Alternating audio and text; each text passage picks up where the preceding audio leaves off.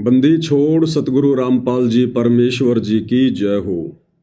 परमपिता परमात्मा सारी सृष्टि के रचनहार कुल मालिक असंख्य ब्रह्मांडों के स्वामी जगत गुरु तीनों लोकों में प्रवेश करके सबका धारण पोषण करने वाले राजाधिराज आत्माधार नाथों के नाथ देवों के देव महादेव सर्वेश्वर महेश्वर मृत्युंजय अजरो अमर आदि अनादि सनातनी प्रभु जगत पिता जगदीश्वर श्री श्री 1008 की उपाधि के वास्तविक अधिकारी अकाल मूरत सौद स्वरूपी राम वासुदेव सर्वगतम ब्रह्म परम पूज्य प्रथम पूज्य परम संत परम पुरुष परम धनी परम दयालु सत्य कबीर हक्का कबीर अल्लाहु कबीर अल्लाहु अकबर बाखबर अल्लाह ताला जगत के तारणहार जगत के मुक्तिदाता जगत के जगन्नाथ हारे के सहारे हिंदुओं के राम मुसलमानों के अल्लाह सिखों के वाहिगुरु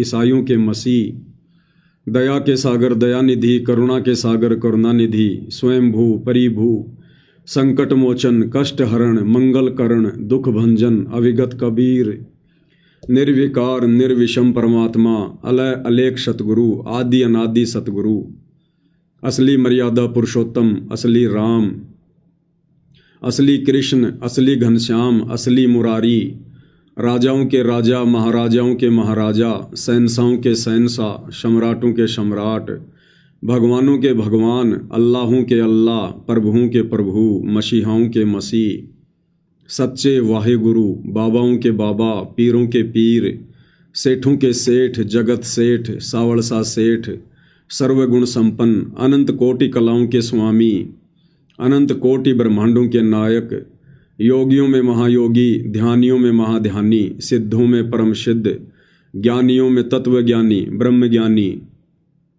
महाज्ञानी परम ज्ञानी सर्वश्रेष्ठ ज्ञानी विज्ञानी युवा कबीर समर्थ कबीर असमवात अमित ओजा सच्चे रहनुमा करीम अल्लाह सुभान अल्लाह दुनिया के अंतिम पैगंबर 8 सितंबर 1951 से गांव धनाना जिला सोनीपत हरियाणा भारतवर्ष की पावन भूमि पे प्रकट रियल कल की भगवान श्री नारायण साकार हरि श्री बाबा साहेब नूर अनंत परमात्मा सच्चे दरवेश सच्चे बाखबर गरीब निवाज संत श्रोमणी सतगुरु रामपाल जी परमेश्वर जी के चरण कमल में साध संगति से जुड़े हुए देश विदेश से आप और हम सभी सत्सेवक भाई बहनों का अनंत कोटि दंडवत प्रणाम।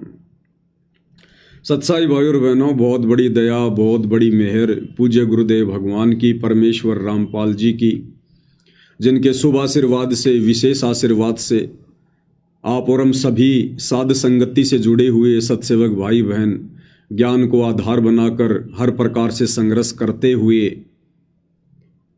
इस मोक्ष मार्ग पर गुरुदेव भगवान के अमर तत्व ज्ञान को आधार बनाकर दृढ़ता के साथ निरंतर दिन प्रतिदिन आगे की ओर ही बढ़ रहे हैं। भाई और बहनों, इस कलयुग की बिचली पीढ़ी में परमेश्वर रामपाल जी की जो विशेष रजा विशेष मेहर छप्पर फाड़ उनके सत्सेवक बच्चों के ऊपर है, आज इस 21 ब्रह्मांड में किसी के ऊपर नहीं है।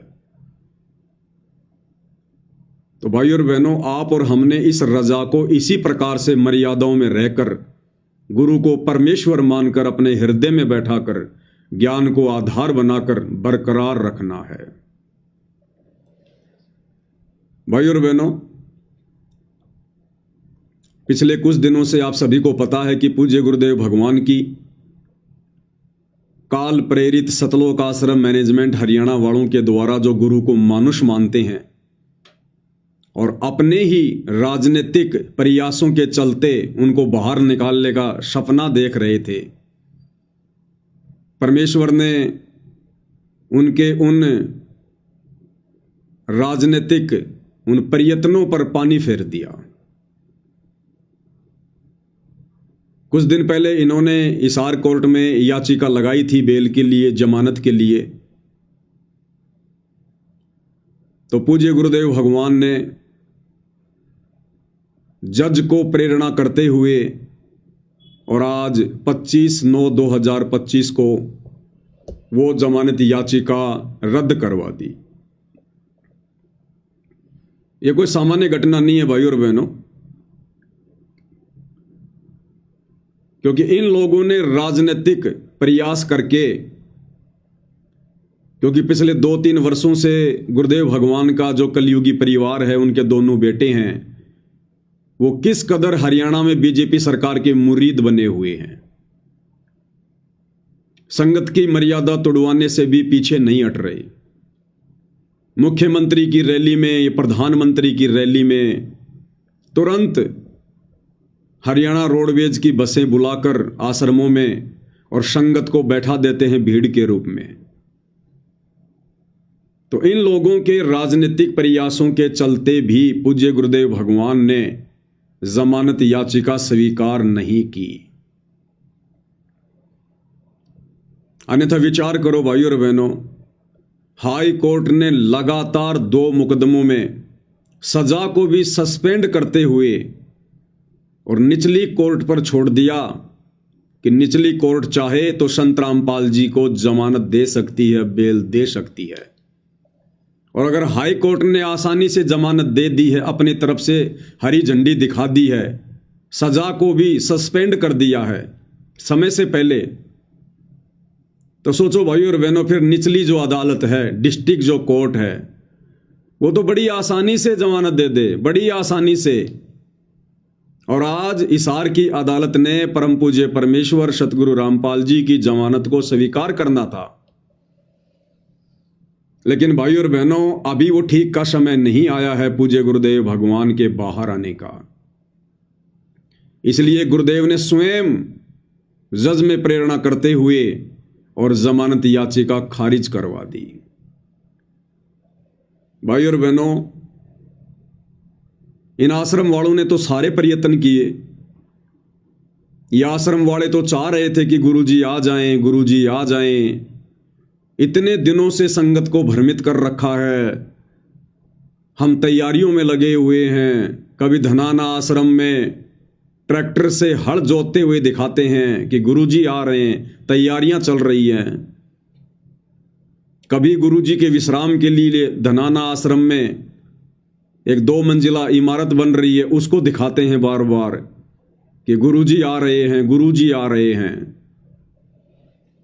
तो पूरा का पूरा सतलोक आश्रम मैनेजमेंट हरियाणा, गुरुदेव का परिवार, उनके भाई बंधु रिश्तेदार, सबके सब चाह रहे हैं कि गुरुजी आ जाएं, गुरुजी आ जाएं। और इन सतलोक आश्रमों से जुड़ी लाखों की संगत वो भी चाह रही है कि गुरुजी आ जाएं, गुरुजी आ जाएं, गुरुजी आ जाएं। उसके बावजूद भी गुरुदेव भगवान ने उन लोगों की नहीं सुनी। क्यों नहीं सुनी भाई? अरे इतना तो आप आश्रम वालों को विश्वास होगा कि सतगुरु रामपाल जी भी कोई छोटी मोटी शक्ति हैं, छोटी मोटी पावर हैं। हालांकि आप लोग उनको परमात्मा तो नहीं मानते, भगवान तो नहीं मानते, खाली जुबान से भगवान भगवान के जयकारे लगाते हो, हृदय में जगह नहीं है। आप तो भगवान मानते हैं उस डाढ़ी मूंछ वाली कबीर जी की समझे जाने वाली मुर्दा फोटो को। तो आप लोग तो चाह रहे थे सारे के सारे कि हमारे गुरुजी जमानत पर आ जाएं, जमानत पर आ जाएंगे, और आप लोगों को पूरी उम्मीद थी कि गुरुजी जमानत पर आएंगे। तो तुम्हारे कबीर भगवान ने भी, डाढ़ी मूंछ वाले ने भी तुम्हारी अर्जी स्वीकार क्यों नहीं करी? अरे क्या दोष है तुम्हारे दिल में, क्या दोष है तुम्हारे मन में? अरे तुम दुनिया में ढिंडोरा पीटते हो कि कबीर भगवान समर्थ है, कबीर भगवान समर्थ है, कबीर भगवान जो चाहे सो कर दे, 14 कोटि दूत यम डर ही, ऊत भूत जम त्रास निवारे, चित्रगुप्त के कागज फारे। तो कबीर भगवान अभी तक तुम आश्रम वालों से नाराज क्यों है? अपने अंश को, अपने हंस को, अपने अवतार को तुम लोगों के अनुसार हिसार जेल से बाहर क्यों नहीं निकाल पा रहा कबीर? अरे क्या कमी रह गई आश्रम वालों तुम्हारे अंदर? तुम्हारी भक्ति में, तुम्हारी श्रद्धा में, तुम्हारी मर्यादाओं में, तुम्हारे समर्पण में? क्या कमी रह गई? विचार करो बैठकर, 2 मिनट चिंतन मनन करो संसार से हटके। क्यों नहीं सुनी भगवान ने तुम्हारी? ना तुम्हारे गुरु ने सुनी, ना तुम्हारे भगवान ने सुनी तुम्हारी, जबकि तुम्हारा गुरु समर्थ, तुम्हारा भगवान समर्थ। और जज इतना बड़ा हो गया कि तुम्हारे भगवान के रहते सहते, तुम्हारे गुरु के रहते सहते, और जज ने जमानत कैंसिल कर दी। क्या कमी है तुम्हारे अंदर? वो तो आ सकते हैं ना। अरे सतगुरु जो चावे सो करही, भरम पड़ो मत कोई, सेव धड़ पर शीश चढ़ाया पाछे करी रसोई। ये सतगुरु तो वो समर्थ है जो धर्मराय के दरबार में भी आप और हमारा मुकदमा लड़ेगा। भाई कर ले गुरु वकील, मुकदमा भारी है। तो ये तो हो नहीं सकता कि सतगुरु मजबूर होगा, सतगुरु लाचार होगा और जज सतगुरु पर भारी होगा। ये तो हो नहीं सकता। इसका मतलब सतगुरु जानबूझकर नहीं आना चाह रहे। अब क्यों नहीं आना चाह रहे भाई सतगुरु? इसका मतलब संगत में कमी है, संगत के विश्वास में कमी है, संगत की भक्ति में कमी है, संगत की मर्यादाओं में कमी है, जो अभी तक अपने गुरुदेव भगवान को प्रसन्न करने योग्य नहीं बनी है। आप आश्रम वालों से गुरुदेव भगवान प्रसन्न नहीं है, क्योंकि बाहर निकालने का प्रयास तो तुम लोग करवा रहे हो ना, जमानत तो तुम लोग लगवा रहे हो ना। तो भगवान तो आने को तैयार है, अपने बच्चों को गले से लगाने को तैयार है, फिर क्यों नहीं आ रहे? क्योंकि अभी तुम आश्रम वाले भगत नहीं बने। अभी तुम व्यभिचारणी भक्ति कर रहे हो, वैश्या भक्ति कर रहे हो। अभी तुम पतिव्रता पद पर नहीं आए। अभी तुम्हारे हृदय में गुरु परमात्मा के रूप में नहीं समाया। अभी तुम्हारा आचरण दोगला है। तुम्हारे विचार जगत वालों से भी गए गुजरे हैं। इसलिए सतगुरु अभी बाहर नहीं आना चाह रहे कि क्या करूंगा बाहर जाकर। अगर मैं बाहर चला भी गया तो संगत का क्या सुधर गया? जैसी मैं संगत को 2014 बरवाला कांड के समय छोड़ के गया था, उससे भी ज्यादा गई गुजरी हो चुकी है। जैसा मनमाना आचरण मेरे परिवार वाले ये कोऑर्डिनेटर बरवाला कांड के समय कर रहे थे, उससे भी कई गुना ज्यादा मनमाना आचरण बरवाला कांड के बाद इन लोगों ने शुरू कर दिया। तो सतगुरु फिर क्या करेगा बाहर आकर? मूर्खों के बीच में आने से अच्छा है इस हार की जेल की 4 दीवारी में बैठकर कम से कम कैदियों को ज्ञान समझाया जाए। सतगुरु को भी इस बात का डर है, इस बात का भय है कि 2014 में तो इन्होंने बरवाला कांड करवा दिया, क्योंकि एक ही आश्रम था बरवाला, इसलिए बरवाला कांड हुआ। आश्रम वालों की मनमानी हरकतों के चलते, काल प्रेरणा के चलते। और गुरु को पता है अब तो इन मंदबुद्धियों ने मेरे नाम से 11 आश्रम खोल दिए, 11 आश्रम।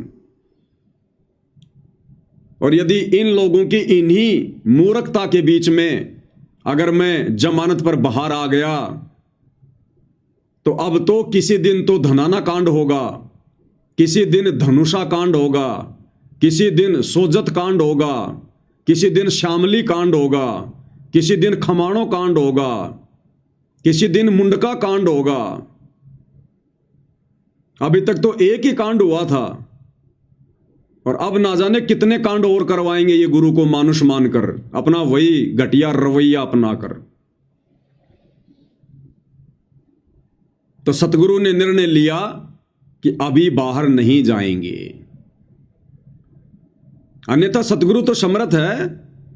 अरे आप आश्रम वालों के अनुसार सन 2018 में सतगुरु रामपाल जी ने जानबूझकर अपनी सजा करवाई, जानबूझकर।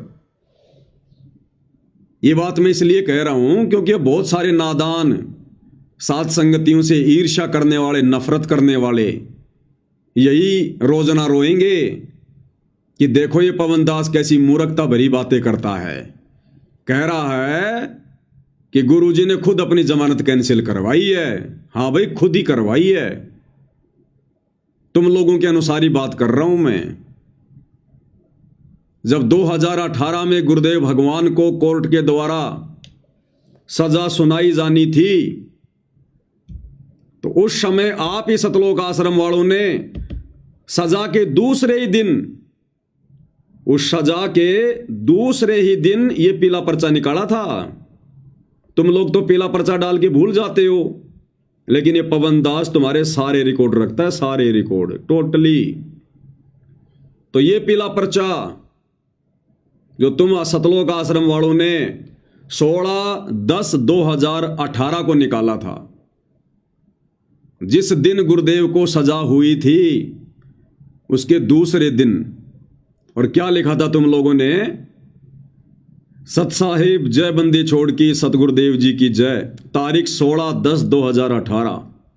जैसा कि संत रामपाल जी महाराज जी ने बार बार सत्संग के माध्यम से बताया है कि इस पृथ्वी पर स्वर्ग बनाना है, लेकिन आज की स्थिति को देखते हुए अभी बहुत कुछ सिस्टम ठीक करना है।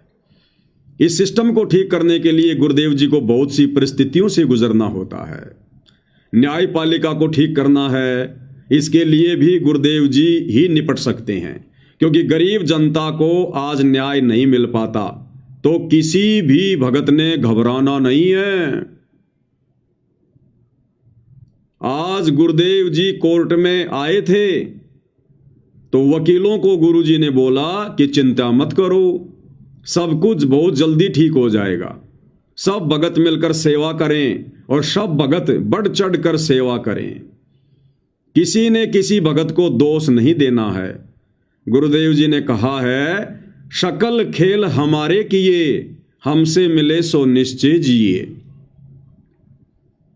मनोज भगत है जो कि गुरुदेव जी के पास जेल में सेवा करता है।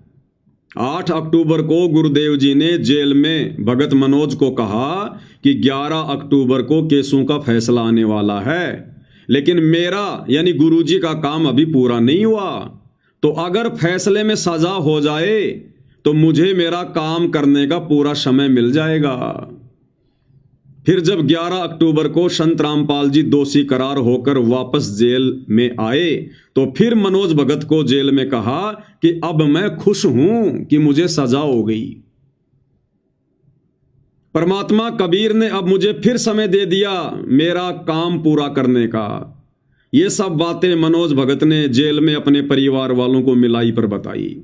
तो ठीक इसी प्रकार आप लोग जो लिख रहे हो इस पीले पर्चे में कि गुरुदेव भगवान ने कहा कि बहुत अच्छा हुआ, मैं बहुत खुश हूं, परमात्मा ने मुझे समय दे दिया, मेरी सजा करवा दी, क्योंकि अभी मेरा काम पूरा नहीं हुआ, अभी तो मुझे न्यायपालिका को ठीक करना है। तो ठीक इसी प्रकार भाई और बहनों, आज 25/9/2025 को सतगुरु रामपाल जी ने खुद जानबूझकर जज में प्रेरणा करके अपनी जमानत कैंसिल करवाई है, क्योंकि अभी सतगुरु रामपाल जी का कार्य पूरा नहीं हुआ है। अभी बाहर संगत ने मूर्खता नहीं छोड़ी है। दुनिया वालों को तो मुक्ति की चिंता नहीं है, आश्रम से जुड़े भगत समाज को भक्ति की चिंता नहीं है, तो अभी सतगुरु का काम पूरा नहीं हुआ। सतगुरु हम जानवरों को इंसान बनता हुआ देखना चाहते थे कि मेरे रहते सहते तो ये भगत नहीं बने, इंसान नहीं बने, कम से कम मेरे जेल जाने के बाद ही थोड़ा बहुत सबक लेंगे, शिक्षा लेंगे, इनको अपनी गलतियों का पछतावा होगा, नाक रगड़ रगड़ के माफी मांगेंगे, आगे गलतियां करने से बचेंगे। लेकिन सब कुछ उसके विपरीत, पहले से बढ़ चढ़ के गलतियां, बढ़ चढ़ के राजनीतियां, बढ़ चढ़ के मनमाना आचरण, बढ़ चढ़ के पाखंड। अब खाओ तुम लड्डू जलेबी आराम से इन आश्रमों में, सतगुरुदेव भगवान नहीं आने वाले। सतगुरुदेव भगवान तो उस विधि से आएंगे जिस विधि से उन्होंने साध संगति के माध्यम से वीडियो बनवा दिए हैं। अभी तो बहुत कुछ होना बाकी है। अभी तो संगत की छटनी चल रही है, फिर संगत की चटनी होगी। विनाशकारी समय नजदीक आ रहा है। देश दुनिया में हाहाकार मचेगी। पूरी दुनिया प्राकृतिक आपदाओं से घिरेगी। तरह तरह की बीमारियां आएंगी। दुनिया को नानी याद आएगी। ये नेता मंत्री ये देश छोड़ छोड़ के भाग खड़े होंगे। पूरे देश में मिलिट्री शासन लागू होगा।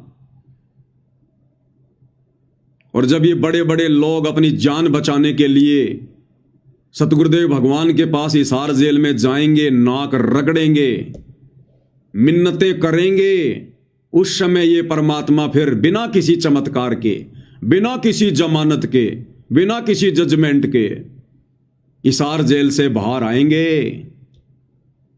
आप लोग साथ संगति की वीडियो नहीं देखते क्या? तुम लोगों ने सोचा कि हाई कोर्ट से गुरुजी को हरी झंडी मिल गई। अब हिसार कोर्ट कौन सी बड़ी चीज है, जमानत हो ही जाएगी। और दास ने उसी समय 2 वीडियो बना दिए थे कि अभी गुरुजी नहीं आएंगे। तुम्हारे वकीलों को भी उम्मीद नहीं थी कि यह जमानत कैंसिल हो जाएगी, लेकिन दास ने पहले ही वीडियो बना दिए थे कि तुम कितना ही प्रयास कर लो, तुम्हारे राजनीतिक हथखंडों के माध्यम से ये परमात्मा हिसार जेल से बाहर आकर अपनी हंसी नहीं करवाएगा, अपनी बेइज्जती नहीं करवाएगा, अपने आप को मानुष साबित नहीं करवाएगा। ये फाइनल गेम है, फाइनल गेम। ये अपने हिसाब से आएगा। और गुरुदेव भगवान को भली भांति पता है कि सन 1994 से मैंने जो ये बाग लगाया है, भक्ति रूपी बाग, और 2014 के बाद मैंने जो साध संगतियां शुरू की हैं, अपना यथार्थ 13वां कबीर पंथ शुरू किया है, केवल वही आत्माएं मुझे परमात्मा मानती हैं, परमेश्वर मानती हैं। और पिछले 4 युगों से मैं जिस प्रकार के भक्ति भाव अपने भक्तों से चाहता था कि भगत ज्ञान को आधार बनाएं, गुरु को परमात्मा माने, मानुष मानने की गलती ना करें, संसार से मुंह मोड़ लें, मर्यादाओं के लिए संसार से अड़ जाएं, लड़ जाएं प्यार प्रेम से, और एकमात्र टारगेट मोक्ष का बना लें। केवल साध संगतियों में ही वो आत्माएं हैं। और घर घर में परमेश्वर ने वो प्रोसीजर शुरू करवा रखी है, गुरु को परमेश्वर मनवाकर गुरुदेव भगवान की आरती उतारना, गुरुदेव को चवर करना, गुरुदेव को भोग लगाना, एकमात्र उन्हीं का जयकारा लगाना, एकमात्र उन्हीं को दंडवत करना, एकमात्र उन्हीं की फोटो रखना, हर प्रकार से मर्यादाओं में रहना, ज्ञान को आधार बनाना, घर को आश्रम बनाना। तो जो ये बाग 2014 के बाद गुरुदेव भगवान ने लगवाया है, तो क्या गुरुदेव भगवान को इस बात का नहीं पता कि अगर मैं इस समय जमानत पर बाहर आ जाता हूं तो मेरी जमानत कौन करवा रहे हैं? ये आश्रम वाले करवा रहे हैं। और आश्रम वाले मुझे क्या मानते हैं? अपने जैसा जीव, मानुष, मां के गर्भ से जन्म लिया हुआ प्राणी। ना इनकी कोई मर्यादा ठीक है, ना इनके भक्ति भाव ठीक हैं, ना इनके दिल में कोई तड़प है, ना कोई कशक है। ये तो खा रहे हैं लड्डू जलेबी बर्फी पिछले कई वर्षों से। गुरु जेल में दाल रोटी खाए तो खाए, ये तो खाएंगे लड्डू जलेबी बर्फी।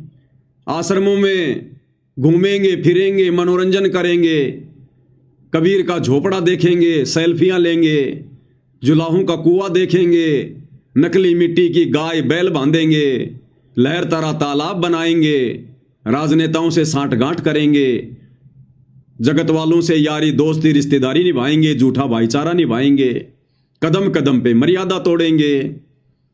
तो गुरुदेव को इस बात का नहीं पता कि अगर मैं जेल से बाहर आ गया तो जाऊंगा कहां? यही लोग लेके जाएंगे मुझे, और वहां लेकर जाएंगे जिन आश्रमों को इन्होंने राजनीति का अड्डा बना रखा है।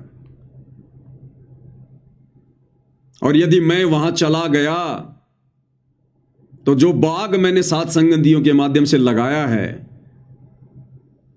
मैंने अपनी विशेष आत्माओं को छांटा है सतलोक के लिए, जिनकी ट्रेनिंग चल रही है सात संगति में,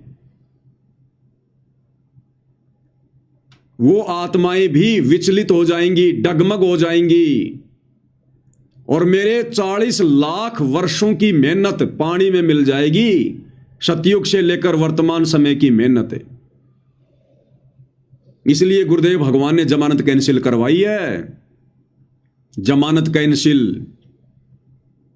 तो परमेश्वर ने जो भगत तैयार किए हैं ना सतलोक के लिए, साध संगति से जोड़कर, परमात्मा उन आत्माओं को टूटता हुआ नहीं देखना चाहते। और अंतर्यामी परमात्मा को भली भांति पता है कि अगर मैं इनके आश्रमों में चला भी गया तो वो मेरी प्यारी आत्माएं इन आश्रमों में नहीं आएंगी।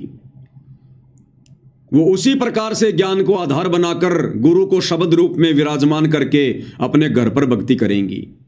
इन आश्रमों की तरफ वो झांक कर भी नहीं देखेंगे, झांक कर भी।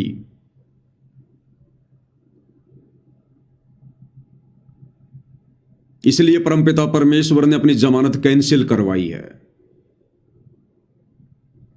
और गुरुदेव को पता है यदि मैं इन आश्रमों में आ गया तो इन लोगों का सुधर क्या गया। इनकी तो वही घटिया आदतें, मनमाना आचरण, गुरु को मानुष मानना।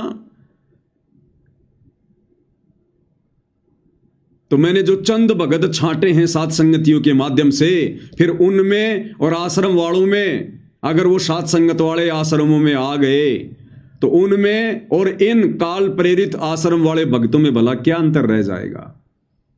क्योंकि साध संगत वाले अगर आश्रमों में जाएंगे तो आश्रमों के अनुसार ही भक्ति करनी पड़ेगी, फिर से गुरु को मानुष मानना पड़ेगा, फिर से आपने ऑडियो वीडियो से आरतियां करनी पड़ेंगी, इन्हीं की तरह दंडवत करना पड़ेगा। ना गुरु की आरती कर पाओगे, ना गुरु पे चवर कर पाओगे। उस कागज के टुकड़े को कबीर मान के जून के महीने में उसका प्रगट दिवस मनाना पड़ेगा। तो भाई परमात्मा सामान्य जीवों की तरह गलतियां नहीं करता है। बड़ी मुश्किल से परमात्मा ने अपना ये सात संगति रूपी बाग लगाया है, अपनी विशेष दृढ़ आत्माओं को छांट कर अलग किया है। भगवान ऐसी गलती करेगा क्या? कभी नहीं करेगा, कभी भी नहीं करेगा। तो ये परमात्मा उस समय तक नहीं आएगा जिस समय तक, नोट कर लो अगर पेन है जेब में और डायरी है आश्रम वालों, तो ये वचन नोट कर लो जो परमात्मा बुलवा रहे हैं। सतगुरु रामपाल जी भगवान उस समय तक हिसार जेल से बाहर नहीं आएंगे जिस समय तक इन आश्रमों से जुड़ी हुई ये नादान संगत, मूर्ख संगत, भेड़ चाल में चलने की आदी हो चुकी संगत, सतगुरुदेव के ज्ञान को आधार बनाकर साध संगति से जुड़े भाई बहनों की तरह, जब तक ये संगत हृदय से गुरु को परमात्मा मानने नहीं लग जाएगी, सारी फोटोएं हटाकर एकमात्र अपने घर पर, अपने दरबार पर, अपने लॉकेट में अपने पूज्य गुरुदेव भगवान की नहीं लगा लेगी। घर घर में सतगुरु रामपाल जी परमेश्वर जी को जब तक ये शतलोक आश्रमों से जुड़ी नादान संगत गीता जी अध्याय 3 श्लोक 13 के अनुसार भोग लगाना शुरू नहीं कर देगी, और घर घर में सत्सेवक भाई बहनों की तरह ये 5 दीपक वाली थाली लेकर परमेश्वर के विधान अनुसार पाती पंच पोहप कर पूजा और देव निरंजन और न दूजा, जब तक घर घर में गुरुदेव भगवान की आरती उतरना शुरू नहीं हो जाएगी, जब तक घर घर में गुरु को परमेश्वर मानकर तीनों समय की आरती के समय या दोनों समय की आरती के समय भोग लगाते समय ये चौवर राम होना शुरू नहीं हो जाएगा, गुरुदेव को परमेश्वर मानकर, और जब तक ये नादान संगत जो इन सतलोक आश्रमों से जुड़ी हुई है और इन शतलोक आश्रम के कोऑर्डिनेटरों ने, आश्रम संचालकों ने, गुरुदेव के परिवार वालों ने काल प्रेरणा से जो संगत की मर्यादाएं तोड़वाई हैं, संगत की भक्ति बर्बाद करवाई है, जब तक ये नादान संगत ज्ञान को आधार बनाकर इन लोगों का बहिष्कार करना शुरू नहीं कर देगी, अपने अपने कोऑर्डिनेटरों से, नामदान संचालकों से सवाल जवाब करना शुरू नहीं कर देगी, तब तक भाई और बहनों परमेश्वर दया नहीं करेंगे, नहीं करेंगे। और यह संगत यदि ऐसा नहीं करेगी तो फिर परमेश्वर अपनी विधि से आएंगे और नादान संगत की चटनी होगी, चटनी। युग परिवर्तन के समय में चटनी। परमात्मा चाहने वाली आत्माओं को तुम लोगों ने गुरु को मानुष मानकर उल्टी सीधी शिकायतें करके गुरुद्रोही साबित करवा दिया, गुरुद्रोही घोषित करवा दिया। क्या बीती होगी उस अंतर्यामी परमात्मा के दिल पर जब उन्होंने अपनी विशेष प्यारी आत्माओं को गुरुद्रोही कहा होगा। तुम लोगों की मूर्खता को देखकर अपने दिल पर, अपने कलेजे पर परमात्मा ने पत्थर रखकर अपने बच्चों को गुरुद्रोही कहा है। क्या उस परमात्मा को नहीं पता? भगवान बदल नहीं गया, भगवान वही है जो 650 साल पहले था। वही कबीर भगवान है वर्तमान में धरती पर, परम पूज्य सतगुरु रामपाल जी के रूप में। और क्या बताया गुरुदेव भगवान ने जब ये 650 साल पहले आए थे उस स्वरूप के विषय में, कि लोगों ने उनके साथ में कैसी कैसी बदतमीजियां की, ठंडा पानी तक नहीं पीने दिया, उसके बावजूद भी उन्होंने किसी को उफ तक नहीं कहा, किसी को शराप नहीं दिया। किसको शराप दें? सब उन्हीं के तो बच्चे हैं। तो आज क्या भगवान बदल गया जो अपने बच्चों को यह कहेगा कि तू गुरुद्रोही है, जबकि उनसे बढ़कर संगत में कोई गुरुमुखी नहीं? तो सोचो परमात्मा ने कैसे अपने कलेजे पर पत्थर रखकर ये शब्द कहे होंगे। क्या कह रहे हैं गुरुदेव भगवान? भगवान नहीं बदल गया, ना उनका विधान बदल गया, बदल गए भगत, बदल गई भगतों की सोच। क्या कह रहे हैं परमात्मा? परमात्मा आए थे कबीर जी, उनके साथ कितना अत्याचार किया था और किसी को उन्होंने एक शब्द भी अप नहीं बोला, किसी को श्राप नहीं दिया, क्योंकि उसको पता था मेरे बच्चे हैं, किसको मारूं और किसको श्राप दूं। तो पुण्यात्माओं, यहां आप देख लो पिछले इतिहास से, किसी भी संत को जरा सा कुछ कह दे, श्राप दे दे, तेरा नाश होएगा और उसकी वीरान मिट्टी हो जाए। अपना भी नाश किया उसने भक्ति का और वो अगले को भी दुख दे दिया। तो वो परमात्मा थे। तो इसी प्रकार, इसी आधार से आपने इस मार्ग को आगे बढ़ाना है, दास का सहयोग देना है। क्या कह रहे हैं गुरुदेव? किसको श्राप दे वो परमात्मा? वो अन्य नकली साधु संतों की तरह नहीं होता, दुर्वासा की तरह नहीं होता, विश्वामित्र की तरह नहीं होता, चुनक ऋषि की तरह नहीं होता, जो जरा सा उनको कोई कुछ कह दे और श्राप दे दे, सामने वाले का सत्यानाश कर दें। ये गुरुद्रोही शब्द क्या है पता है तुम्हें? ये दुनिया का सबसे बड़ा श्राप है, सबसे बड़ा श्राप।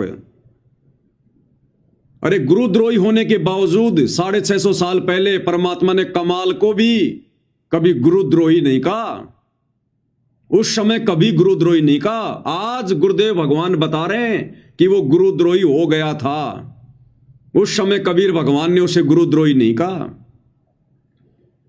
और आज जो आत्माएं गुरु को परमात्मा मान रही हैं, अपनी पलकों पे रखती हैं, उनके लिए अपनी जान हथेली पर लेकर चलती हैं, उनके वचन को निभाने के लिए समाज से संघर्ष कर रही हैं, उन आत्माओं को परमात्मा गुरुद्रोही की संज्ञा देंगे? आश्रम वालों, तुम्हारी बुद्धि भ्रष्ट है, बुद्धि भ्रष्ट। तो जब तक यह संगत लाल और लालड़ी की पहचान करने योग्य नहीं हो जाएगी, स्वयं निर्णय करने के योग्य नहीं हो जाएगी, अभी तक तो तुम आश्रम वाले भगत को नहीं पहचान पाए। भगत को, भगवान को क्या तुम खाक पहचानोगे? ये पवनदास तुम्हारे सामने पिछले 10 वर्षों से चिल्ला रहा है, मकान के किसी कोने में बैठ के नहीं, सोशल मीडिया पर, इंटरनेशनल चैनल है फेसबुक, इंटरनेशनल, और 10-15 हजार वीडियो बनवा दिए परमात्मा ने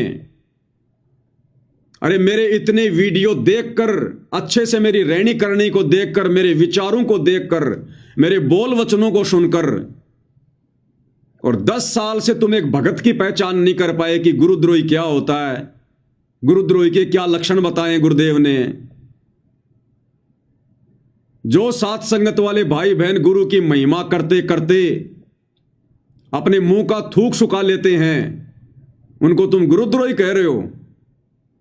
और जो दिन रात राजनेताओं के चरणों में पड़े हुए हैं, गंदी राजनीति कर रहे हैं, वो गंदगी तुम लोगों को खिला रहे हैं, आन उपासना करवा रहे हैं तुम्हारे से, दर दर धक्के खिला रहे हैं तुम्हारे से, एक भी मर्यादा तुम्हारी सुरक्षित नहीं छोड़ी, दान धर्म तुम्हारा दुरुपयोग हो रहा है, उनको तुम गुरुमुखी कह रहे हो, परम भगत कह रहे हो। तो क्या करेंगे गुरुदेव भगवान जमानत करवा कर ऐसे मंद बुद्धियों के बीच में आकर, जिनको अभी तक केवल एक भगत की पहचान नहीं करनी आई, वो भगवान की क्या खाक पहचान करेंगे। तो परमेश्वर अब अपने हिसाब से आएगा, अपने हिसाब से, अपने हिसाब से, क्योंकि तुम्हारे को गुरुदेव ने मौका दिया तुम्हारे हिसाब से आने के लिए। तुम्हारी बरवाला कांड की गलतियों को माफ किया, नजरअंदाज किया, कोई बात नहीं, बच्चों से गलती हो गई, हो सकता है मेरे जेल जाने के बाद ये सुधर जाएंगे, संभल जाएंगे। बरवाला कांड किसकी देन है? राष्ट्रीय समाज सेवा समिति की, सतलोक आश्रम मैनेजमेंट हरियाणा की, इन कोऑर्डिनेटरों की, गुरुदेव के परिवार की। सारी की सारी व्यवस्था तो ये संभाल रहे थे। हथियारों की व्यवस्था करना, भक्तों को कमांडो बनाना, सरकारों के खिलाफ पुस्तकें लिखना, जजों को भड़काना, सारी व्यवस्था तो ये कर रहे थे। इन्हीं लोगों के कारण भक्तों की और प्रशासन की झड़प हुई, 6 भक्तों की मौत हुई और मुकदमा लगा सतगुरु रामपाल जी पर। सतगुरु रामपाल जी ने मारा है। सतगुरु रामपाल जी ने तुम्हें आदेश दिया था कि पुलिस वालों को आश्रम में मत आने दो, या मैं तारीख पर नहीं जाऊंगा, तुम कमांडो बन जाओ, हाथों में हथियार ले लो। अरे जिस भगवान ने पिछले 35 वर्षों से इन हाथों से कुकर्म छुड़वाकर दान करना सिखाया, इन हाथों को सामने वाले के सामने आदीनी से जोड़ना सिखाया, इन हाथों में सुमरणी पकड़ाकर मंत्र करना सिखाया, वो भगवान बरवाला कांड में तुम्हें उस कव्य जैसे काले काले कपड़े पहनाकर, हाथों में 6-6 फुट के डंडे देकर, बंदूकें देकर तुम्हारे को कमांडो बनाएगा, तुम्हें लड़ाकू बनाएगा, तुम्हें गुंडा और मवाली जो है वो बनवाएगा। सारा का सारा षड्यंत्र गुरुदेव के परिवार का, इन हत्याओं का जिम्मेदार गुरुदेव का परिवार, ये कोऑर्डिनेटर, और इनको अपनी गलती का जरा भी इनको मलाल नहीं है। अरे नाक रगड़ के माफी मांग लेनी चाहिए थी, नाक रगड़ रगड़ के, और कोर्ट में जाकर सरेंडर कर देना चाहिए था कि सारी गलती हमारी है, हमारे गुरुदेव का कोई आदेश नहीं था, हमारी बुद्धि भ्रष्ट हो गई थी काल प्रेरणा से, हमारी गलती है, हमें अरेस्ट करो, हमें सजा दो, हमारे गुरुदेव भगवान निर्दोष हैं, उनको छोड़ दीजिए। ये होता है शिष्य का धर्म। और तुम लोगों ने क्या किया? कोई 8 साल से भगोड़ा बन के घूम रहा है, कोई 10 साल से भगोड़ा बन के घूम रहा है, छुपते फिर रहे दर दर की ठोकर खाते हुए। कब तक छुपोगे? अरे सरकार से तो छुप जाओगे, प्रशासन से तो छुप जाओगे, अपने कर्मों से कैसे छुपोगे? भगवान से कैसे छुपोगे? वो सजा बाकी है, मिलेगी सजा। ये बकवास ज्यादा दिन की नहीं है जो तुम कर रहे हो वर्तमान में, ये पाखंड आडंबर। पाप का घड़ा भर गया तुम्हारा, समय नजदीक है, बच नहीं पाओगे अब। बहुत दिन हो गए तुम्हें काल की गुलामी करते हुए, सतगुरु के दिल पर चोट करते हुए। अब ये परमात्मा, अब ये खरा खरा काम करेगा, खरा खरा काम। ये लास्ट था, लास्ट। अगर तुम्हारा आचरण सुधर जाता, अगर तुम अपनी गलतियों की माफी मांग लेते, और ये जो आश्रम तुमने खोले हैं, यदि इनको राजनीति का और मनोरंजन का अड्डा ना बनाकर अगर भक्ति का इनको सेंटर बना लेते, तो हो सकता है परमात्मा दया कर देते। लेकिन तुम्हारे अंदर तो राग, द्वेष, ईर्ष्या, लड़ाई झगड़ा, भक्तों को तुम जान से मारने का प्रयास करते हो। तुम्हारी शर्म खा गया काल, शर्म। जानवर से भी गए गुजरे हो गए तुम, गुंडे मवालियों से भी गए गुजरे, और उम्मीद कर रहे हो कि सतगुरु हमारे पास आएंगे। अब तुम्हारे रिटायरमेंट होने का समय आ गया, रिटायरमेंट होने का। यह परमात्मा समदृष्टि है। अभी तक तुमने केवल इनका प्यार प्यार देखा है, प्यार प्यार। अभी इनका जो रिजल्ट आएगा, इनका जो जजमेंट आएगा, वो देखना। हल्के में ले लिया सतगुरु को, हल्के में। वेदों में लिखा है कि वो परमात्मा जब पृथ्वी पर आता है, मनुष्य के बच्चे के रूप में प्रकट होता है, एक सामान्य व्यक्ति की भूमिका करता है, लीला करता है, मित्र की तरह व्यवहार करता है, और मित्र की तरह व्यवहार करने के चलते उसके आसपास रहने वाले उसको अपना मित्र मान लेते हैं, अपने जैसा मानुष मान लेते हैं, और गलतियों पर गलतियां करते हैं। तो तुमने हल्के में ले लिया सतगुरु को। ये वही परमात्मा है जिसने त्रेता युग में हिरण्याकुश की छाती फाड़ी थी, जिसने त्रेता में रावण की नाभि में तीर मार के उसको मौत की नींद सुलाया था, द्वापर में कंस का वध किया था, और समय समय पर श्रृंगार करता रहता है यह परमात्मा। अभी तक तुमने केवल इनका सौम्य रूप देखा, सौम्य रूप, सादा रूप, सरल रूप। क्योंकि जब जब यह परमात्मा धरती पर तत्वदर्शी संत की भूमिका में आता है, एक संत की भूमिका में आता है, उस समय यह परमात्मा संत के अनुसार ही व्यवहार करता है। अन्यथा उनके फॉलोवर भी वैसा व्यवहार करेंगे जैसा वो संत करेगा। तो वर्तमान में परमात्मा जिस संत की भूमिका में है कि संत ना छोड़े संतता, चाहे कोटिक मिलो असंत, चाहे कितने दुष्ट व्यक्ति क्यों ना टकराओ उनसे, काल प्रेरणा से कितने लोग भक्ति का स्वांग करके उनके पास रह के उनको दुखी क्यों ना करें, परेशान क्यों ना करें, उनके मार्ग में बाधा उत्पन्न क्यों ना करें, उनके मिशन में गंदगी क्यों ना फैलाएं, ये परमात्मा अंततः संतता ही दिखाएगा। लेकिन इनका विधान है कि राम किसी को मारे नहीं, मारे तो हत्यारे राम, अपने आप ही मर जाएंगे कर कर खोटे काम। तो भैया जो खोटे काम तुम लोगों ने कर डाले हैं बरवाला कांड से पहले और बरवाला कांड के बाद, उन खोटे कर्मों की सजा निर्धारित हो चुकी है।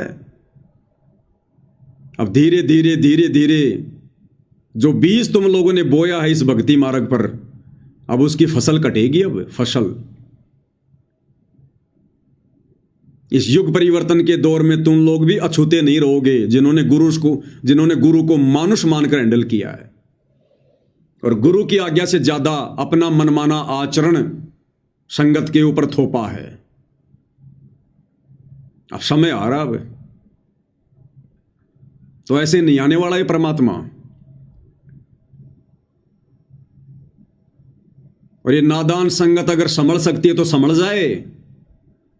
देखो इन मुख्य लोगों का तो हो गया बेड़ा गर्क, इनको तो कोई माफी नहीं है, ना इस जन्म में माफी है, ना अन्य किसी जन्म में इनको माफी है। ये कलयुग की बिचली पीढ़ी तो इन्होंने बर्बाद कर दी, अनमोल मनुष्य जन्म इन्होंने बर्बाद कर दिया गुरु को मानुष मानकर। तो ये जो मुख्य लोग हैं ना, जिनमें गुरुदेव के बेटा बेटी, भाई बंधु, रिश्तेदार, ये कोऑर्डिनेटर, आश्रम संचालक, ये वर्ल्ड कोऑर्डिनेटर, बड़े बड़े सेवादार,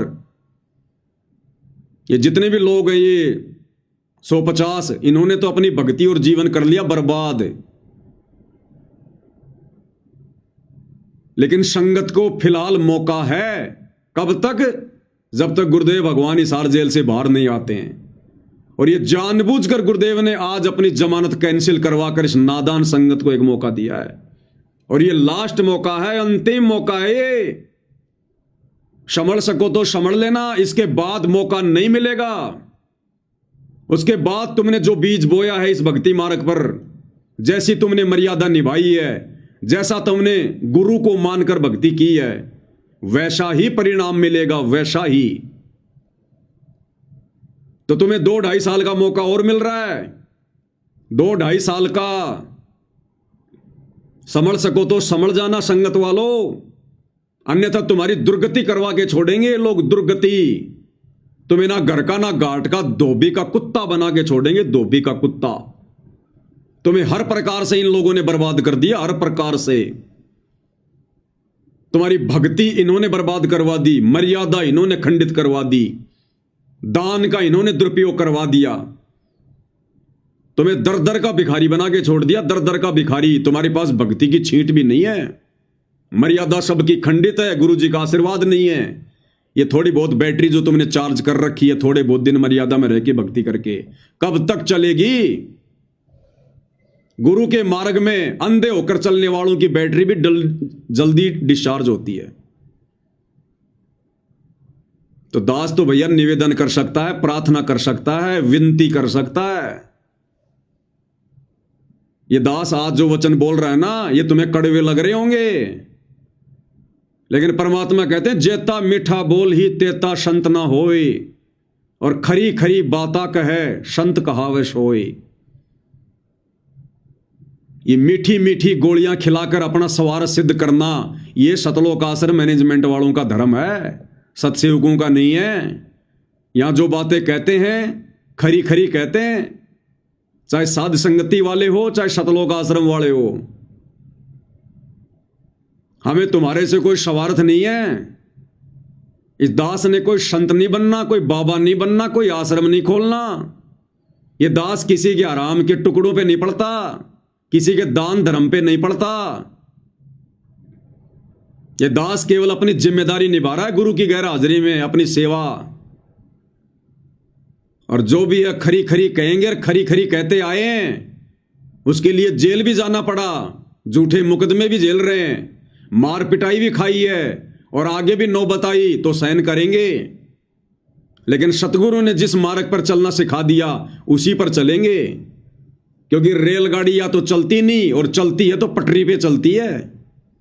रेलगाड़ी के लिए तुम जितनी मर्जी जीटी रोड बना दो, नहीं चलेगी जब तक उसको पटरी नहीं मिलेगी। तो सत्सेवक भाई बहन अगर चलेंगे तो अपने गुरु के वचन पर चलेंगे, मर्यादाओं पर ही चलेंगे, अन्यथा पैर रोप के वहीं खड़े हो जाएंगे। दो नाव की सवारी करने का शौक नहीं है हमारे को, तुम आश्रम वालों की तरह आंख बंद करके भेड़ चाल में चलने का ये फॉर्मूला गुरुदेव ने हमें नहीं बताया। तो लास्ट एंड फाइनल तुम लोगों को चेतावनी है ये, लास्ट एंड फाइनल। सुधर जाओ, संभल जाओ। इन काल प्रेरित सतलोक आश्रम वालों का जितना जल्दी साथ छोड़ दोगे तुम्हारे हित में, तुम्हारे भले में। अन्यथा तुम्हारे द्वारा दिया गया दान आने वाले समय में तुम्हारे शरीर पर कांटों की तरह चुभेगा, कांटों की तरह। अकाल मौत, घर घर में झगड़ा, लड़ाई, राग द्वेष, हॉस्पिटलों में सड़ोगे, हॉस्पिटलों में। ये तुम्हें परमात्मा का विधान बता रहा हूं, कोई शराब नहीं दे रहा। मेरी औकात नहीं है किसी को शराब देने की, और ना मैं इतना मूर्ख हूं जो अपनी भक्ति बर्बाद करूंगा 2 कोटी के जीवों को शराब देके। तुम्हें शराब देके मुझे क्या मिलेगा? तुम्हें भगवान का विधान बता रहा हूं कि जो अपने गुरु जी को खून के आंसू रुलाते हैं, अपनी उल्टी हरकतों के चलते, मनमाने आचरण के चलते, पाखंड के चलते, भेड़ चाल के चलते, जिन बातन से गुरु दुख पावे उन बातों को दूर भगावे। अरे ज्ञान गंगा पुस्तक बांटने के अलावा एक भी वो कर्म बता दो जो 2014 बरवाला कांड के बाद तुम लोगों ने सतगुरु को खुश करने के लिए किया हो, मर्यादा वाला किया हो, भक्ति बढ़ाने वाला किया हो। एक कर्म बता दो ज्ञान प्रचार के अलावा। तुम्हारे सारे घटिया कर्म, उल्टे कर्म, ज्ञान विरुद्ध कर्म, काल प्रेरित कर्म, तुम लोगों ने सतगुरु को खून के आंसू रुलाए। जब जब भूल पड़े पुस्तक में लास्ट में जो लेटर लिखा है गुरुदेव ने, किस कदर गुरुदेव रो रहे हैं। विशेष संदेशों में परमात्मा किस कदर तुम लोगों से विनती कर रहे हैं, प्रार्थना कर रहे हैं कि भाई अपने ऊपर रहम नहीं कर सकते तो इस दास के ऊपर रहम कर दो। तो मूर्खों से सतगुरु रहम की भीख मांग रहा है, रहम की भीख। अरे मर जाओ डूब कर नालायको। क्या मुंह दिखाओगे सतगुरु को आने के बाद? तुम लोगों से तो नकली संतों की संगत लाख गुना अच्छी है। भेड़ चाल में नहीं चलती, देखा देखी में नहीं चलती, भले उनके पास भक्ति नहीं है। तो ये लास्ट एंड फाइनल वार्निंग है तुम लोगों को सतगुरुदेव भगवान की तरफ से। इसलिए आज उन्होंने जानबूझकर इस नादान संगत को मौका देते हुए अपनी जमानत रद्द करवाई है, कैंसिल करवाई है। ये अपनी मर्जी का मालिक है, किसी जज के दबाव में नहीं बैठा। जेल की 4 दीवारियां इसको कैद नहीं रख सकती। लेकिन तुम्हें यह बात समझ में नहीं आएगी क्योंकि तुम गुरु को मानुष मानते हो, और जो गुरु को मानुष मानता है उसके हृदय में यह बात नहीं समाती। तो भाई विनती कर सकते हैं, बस प्रार्थना कर सकते हैं, इससे ज्यादा कुछ नहीं। सतगुरु वही चाहता है जो उन्होंने अपने सत्संगों में हमें बताया, समझाया। अरे सतगुरुदेव भगवान ने सत्संग किस लिए सुनाए थे? किस दिन के लिए सुनाए थे? भेड़चाल में चलने के लिए। तुम आश्रम वालों ने तो सतगुरु के सत्संगों को बोरे में पैक करके खूंटी पे टांग दिया अचार डालने के लिए। सुने कभी सत्संग? तुमने ध्यान से विचार किया कभी? सत्संग सुनना अलग चीज बताई गुरुदेव ने, और सत्संगों को समझना मुख्य चीज है। क्या बताया परमात्मा ने? उस ताऊ की कहानी। 2 भाई थे, छोटे भाई की मृत्यु हो गई। छोटे भाई के जो बच्चे थे उनको उनकी माताजी ने कहा कि बच्चों तुम्हारे पिताजी मर गए, तुम अभी छोटे हो, तुम्हें अभी व्यापार काम धंधे की नॉलेज नहीं है, तुम ऐसा करो अपने ताऊ जी के पास जाओ, और ये मेरे पास में तुम्हारे पिताजी के समय के रखे हुए कुछ लाल हैं। लाल एक चमकदार एक पत्थर जैसा होता है, जैसे बच्चे बचपन में जो खेला करते थे, वो गोलियां वगैरह, कांच की गोलियां जिनको क्या बोलते हैं, कंचे वगैरह, वैसा एक चमकदार होता है एक पत्थर लाल। उसकी कीमत गुरुजी ने बताई करोड़ों में। तो बच्चों की मां ने कहा कि तुम्हारे पिताजी के समय के मेरे पास ये कुछ लाल रखे हैं, ये लाल ले जाओ, पैसे तो है नहीं, ये ताऊ जी को दे देना और ताऊ जी के साथ में काम धंधे में हिस्सा कर लो। दोनों बच्चे वो लेकर लाल माता की आज्ञा लेकर ताऊ जी के पास चले गए। ताऊ जी से जाकर सारी घटना बताई और कहा कि हमारी मां ने ये लाल दिए ताऊ जी। तो ताऊ ने वो लाल हाथ में लिए, वो गठरी खोली और देखा और वापस बंद कर दिए ताऊ ने, और कहा कि बच्चों ये तो बहुत कीमती हैं, अभी मुझे इनकी आवश्यकता नहीं है, मेरी उधार चलती है, ये अपनी मां के पास वापस रख के आ जाओ, जब आवश्यकता पड़ेगी जब मंगवा लूंगा। ताऊ समझदार था। ये ताऊ समझना सतगुरु रामपाल जी को, ये कथाएं कोई मनोरंजन के लिए नहीं सुनाई, वो ताऊ समझना सतगुरु रामपाल जी को। और वो 2 बच्चे वो समझना संगत को, और वो लाल वो समझना इन काल प्रेरित सतलोक आश्रम मैनेजमेंट हरियाणा वालों को, जो ताऊ ने वापस दे दिए थे कि ले जा बेटा ये बहुत कीमती हैं। तो और ताऊ ने बच्चों को देश विदेश घुमाना शुरू कर दिया, व्यापार धंधा सिखाना शुरू कर दिया। कई दिनों बाद में ताऊ ने कहा कि बच्चों ये लाल ले जाओ, और वो जो सेठ जी है ना जिससे अपन उधार सामान लेके आते हैं, उसके काफी उधार हो गई, तो तुम ये लाल ले जाओ और सेठ जी के जो उधार हो चुकती करके आओ। ठीक है ताऊ जी। दोनों लड़के चले गए, जाकर सेठ जी को लाल दे दिया कि सेठ जी हमारे ताऊ जी ने लाल दिया है, आप अपना उधार समाप्त करो। सेठ ने एक जोहरी बुलाया जो लाल की जो परख करता था। जोहरी ने आकर देखा लाल को और कहा कि सेठ जी ये तो लाल नहीं है, ये तो लालड़ी है, लालड़ी। अरे लाल तो करोड़ों का होता है, ये लालड़ी तो 2 आने की भी नहीं है, 2 आने की भी। उन बच्चों ने भी देखा ध्यान से। सेठ ने अपने हाथ में पकड़ा और गली में फेंक दिए वो, और कहा कि ले जाओ इसे, धोखेबाज आदमी हो, मुझे ठगना चाहते हो। तुम्हारा ताऊ ऐसा दिखाई तो नहीं देता था, कब से हो गया ऐसा। वो दोनों बच्चे वो लालड़ी को उठाकर ढंग से देखते हुए और वापस आ गए ताऊ जी के पास, सारी बात बताई। ताऊ जी बड़ा चालाक था, बड़ा सयाना था, जानबूझ के लालड़ी दी थी, जानबूझ के।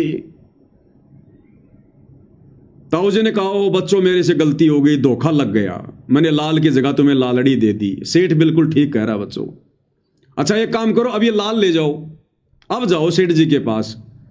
अब दोनों बच्चों ने फिर से लाल हाथ में लिया, लाल को ध्यान से देखा।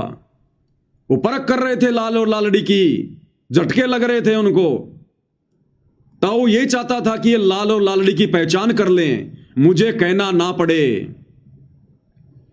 दोनों बच्चे लाल को लेकर बड़े गौर से निहारते हुए, उसकी परख करते हुए सेठ जी के पास गए। बोला सेठ जी हमारे ताऊ के धोखा लग गया था, हमारे ताऊ जी ऐसे नहीं है, देखो ये अब की बार ताऊ जी ने लाल दिए। सेठ ने फिर से जोरी बुलाया, जोरी ने देखा और कहा कि सेठ जी ये लाल है। सेठ ने कहा कि देखो देखो ऐसा होता लाल है, ये है लाल है, ले आए थे लालड़ी। बच्चों को भी पता चल गया कि लाल कैसा होता है और लालड़ी कैसी होती है। वापस गए और कहा कि ताऊ जी हम दे के आ गए। कुछ दिनों बाद में फिर से ताऊ ने कहा कि बच्चों फिर से उधार हो गई, अब तुम एक काम करो, वो जो तुम्हारी माता जी के पास में जो लाल रखे हुए ना, वो लाल लेके आओ, वो सेठ जी को देंगे और सामान उधार लेंगे। दोनों बच्चे गए दौड़ते हुए। माँ से कहा माँ माँ माँ ने कहा आओ बच्चों बहुत दिनों में आए, खाना खाओ, भोजन खाओ। उन्होंने कहा कि नहीं नहीं माँ, भोजन बाद में खाएंगे, बहुत ज़्यादा उधार हो गई है, एक काम कर वो लाल दे जो लाल तेरे पास रखे हुए हैं। तो माँ ने अंदर से निकाल के वो लाल उनको दे दिए, वो पोटली कपड़े में बांध रखी थी। अब उन बच्चों ने देखा कि हम देख तो लें कहीं ये लालड़ी तो नहीं है, क्योंकि बच्चों को परख हो गई थी कि कहीं ताऊ जी के सामने हमारे को शर्मिंदा होना पड़े, हम चेक कर लें लालड़ी एक लाल है ये। वो बच्चों ने गठरी खोली मां के सामने और देखा तो वो लालड़ी थी, लालड़ी 2 आने की भी नहीं थी। वो जिनको लाल समझ रहे थे, ये लाल कौन है? आश्रम वाले, ये कोऑर्डिनेटर, आश्रम संचालक, गुरुजी का परिवार। तो बच्चों ने देखा ये तो लालड़ी है। वो बच्चे कौन? संगत, और वहीं फेंक दिए उनको कि मां तू तो बहुत भोली है, तू लालड़ियों को लाल समझ के और बक्से में सजा के बैठी थी। ये तो लालड़ी है, लाल तो मां कई करोड़ों का होता है। तो मां ने कहा बच्चों मुझे क्या पता, तुम्हारे पिताजी के समय के रखे थे, मैंने सोचा भाई लाल होंगे, अब मन के बेरा बेटा। दोनों बच्चे उनको वहीं पटक के और ताऊ जी के पास गए मुंह लटका के और कहा ताऊ जी अरे बच्चों लाए लाल। मायूस होकर बोले ताऊ जी हमारी मां बहुत भोली है। ताऊ जी वो लाल नहीं थे, वो तो लालड़ी थी, लालड़ी। तो ताऊ ने कहा कि बच्चों ये उस दिन भी लालड़ी थी जिस दिन तुम मेरे पास लेके आए थे शुरू में, ये उस दिन भी लालड़ी थी। अगर मैं कह देता उस दिन कि ये लाल नहीं ये लालड़ी है, अगर गुरुजी कह दें संगत को कि ये मेरा परिवार भगत नहीं है, ये तो काल के दूत हैं, मेरे मार्ग को बर्बाद करने के लिए काल प्रेरणा से भगत बनने का ढोंग कर रहे हैं। अगर ताऊ कह देता कि बच्चों ये लाल नहीं लालड़ी, तो ताऊ ने कहा कि तुम उस दिन नाराज हो जाते और तुम्हारी मां भी दुख मानती कि मेरा जो पति है वो मेरे सिर पर नहीं है, इसलिए हमारे लाल को भी लालड़ी बता रहा है। बच्चों, आज तुमने खुद ही परख कर ली, मुझे बोलना नहीं पड़ा। तो इसी प्रकार सतगुरु रामपाल जी भगवान चाहते हैं कि ये नादान संगत मेरे ज्ञान को आधार बनाकर और अपनी आंखों से अपने इन गुरु भाइयों के, आश्रम वालों के, कोऑर्डिनेटरों के, गुरु जी के बेटा बेटी, भाई बंधु, रिश्तेदारों के कुक्रम देखकर, ये राजनीतियां देखकर, स्टेडियम देखकर, जाटों की धर्मशाला देखकर, गुंडों की सीबीआई जांच देखकर, जाटों का आरक्षण देखकर, अयोध्या का भंडारा देखकर, परशुराम की जयंती देखकर, सिरसा में नकली कबीर जयंती देखकर, और दुनिया भर का ये अन्नपूर्णा के तहत पाखंड, आडंबर,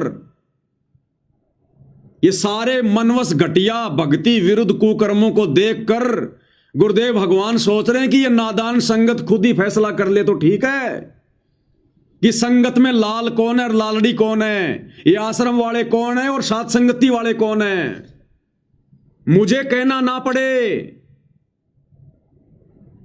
इसलिए गुरुदेव भगवान ने समय दिया संगत को बरवाला कांड के बाद, लेकिन ये नादान संगत उन दोनों भाइयों से भी गई गुजरी।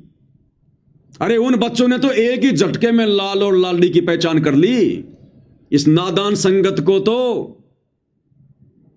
10 साल से ऊपर का समय हो गया, आज तक ये पहचान नहीं कर पा रहे कि साथ संगत वाले भाई बहन कौन है और ये शतलोक आश्रम वाले कौन है, लाल कौन है, लालड़ी कौन है।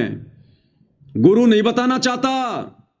अगर गुरु कह दे कि आश्रम वाले काल प्रेरित हैं, बच्चों ये भगत नहीं है, तो ये संगत वाले अपने गुरुजी में दोष देखना शुरू कर देंगे, दोष देखना। इसलिए गुरुजी नहीं चाहते कि मैं दोषी बनूं, मैं ये बुराई मोल लूं।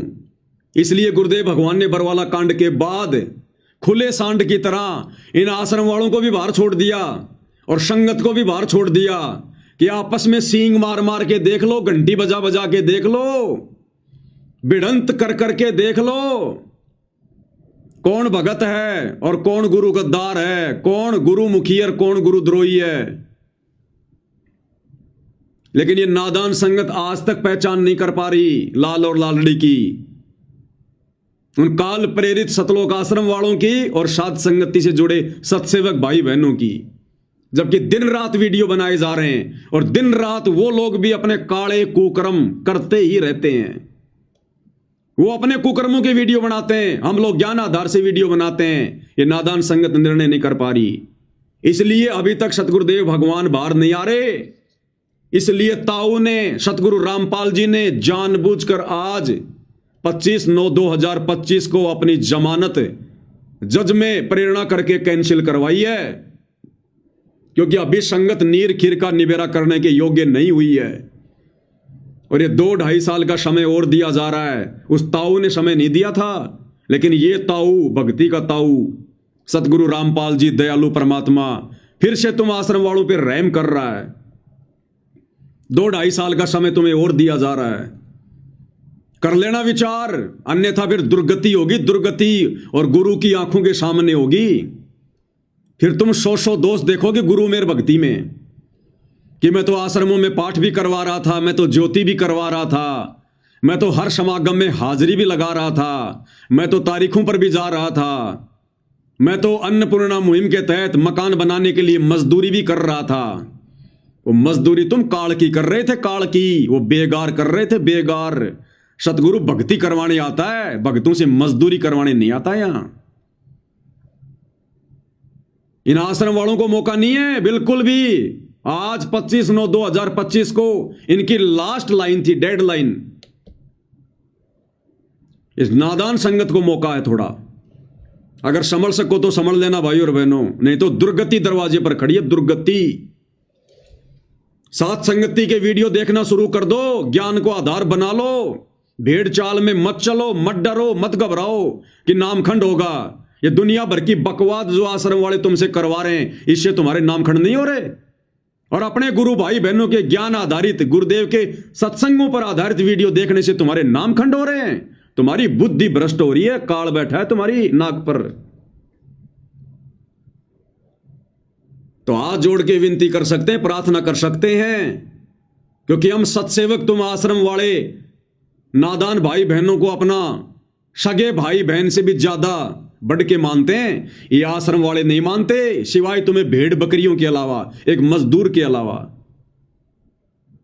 इसलिए निस्वार्थ भाव से, क्योंकि तुम हमें कोई ज्योति का पैसा नहीं दे रहे, कोई पाठ का पैसा नहीं दे रहे, 10वें अंश का पैसा नहीं दे रहे, और ना हमारे को तुम्हारी भीख चाहिए, उसके बावजूद भी हम तुम लोगों को समझाने के लिए वीडियो बनाते हैं, तुम लोगों को समझाने के लिए जेल जा रहे हैं, मुकदमे झेल रहे हैं, मार पिटाई झेल रहे हैं, गालियां झेल रहे हैं इन आश्रम वालों की, और फिर भी तुम्हारी आंखें बंद है, तुम पहचान नहीं कर पा रहे सतगुरु का असली मार्ग, असली मिशन कहां से चल रहा है, गुरुद्रोही कौन है, गुरुमुखी कौन है। सतगुरु तो लाख बार कहेगा परीक्षा चल रही है, जैसी जेल में जाकर प्रार्थना करोगे वैसा ही जवाब देगा। बाहर संगत है, बाहर ये पवनदास है, और वीडियो बन रहे दिन रात, तुम्हारी आंखें फूटी पड़ी हैं क्या?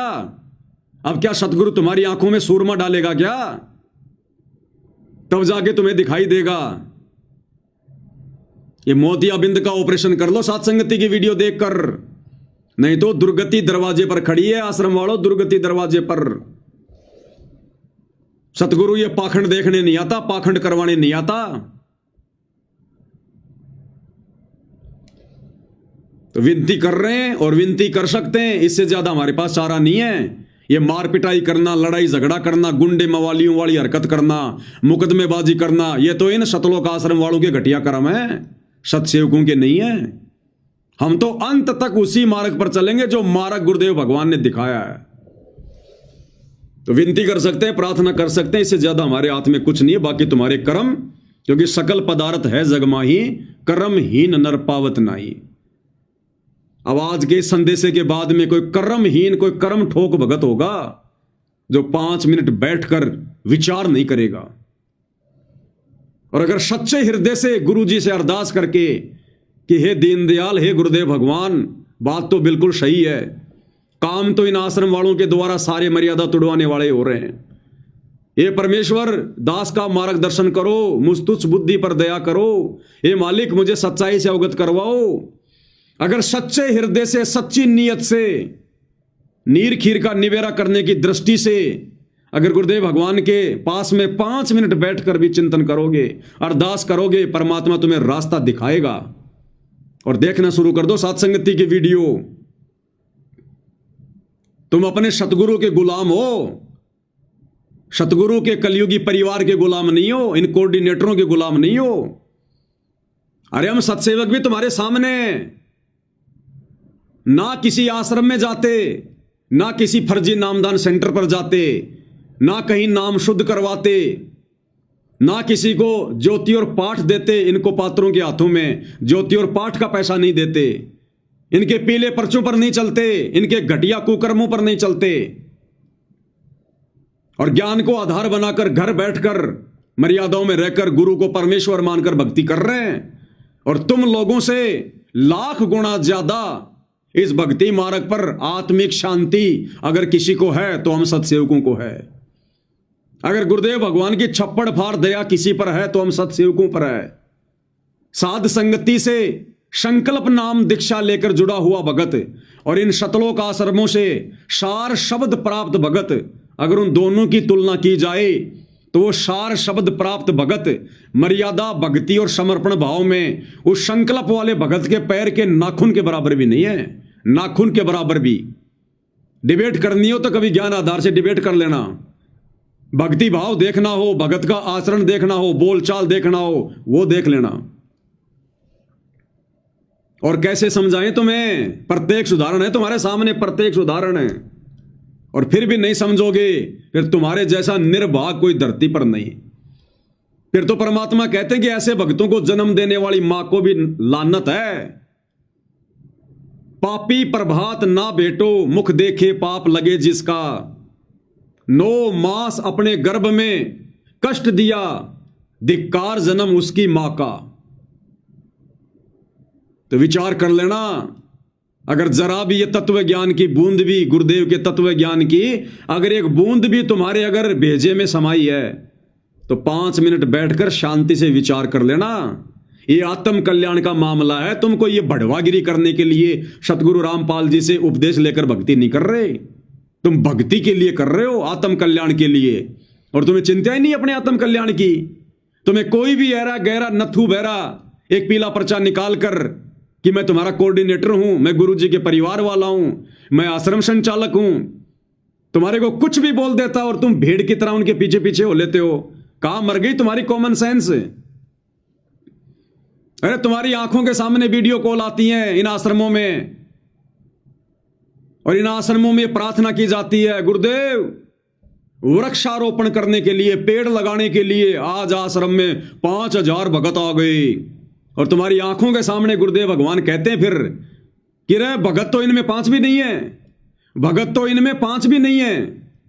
राजस्थान के सोजत आश्रम में जब इस प्रकार की प्रार्थना की गई कि गुरुजी पेड़ लगाने के लिए, वृक्षारोपण करने के लिए 5000 भगत आ गए, तो गुरुदेव ने कहा कि इनमें भगत तो 5 भी नहीं है। अरे कौन से ज्ञान में है ये? पेड़ लगाने के लिए तुम इकट्ठे हो रहे हो। ये भक्ति रूपी पेड़ लगाओ, भक्ति रूपी पेड़।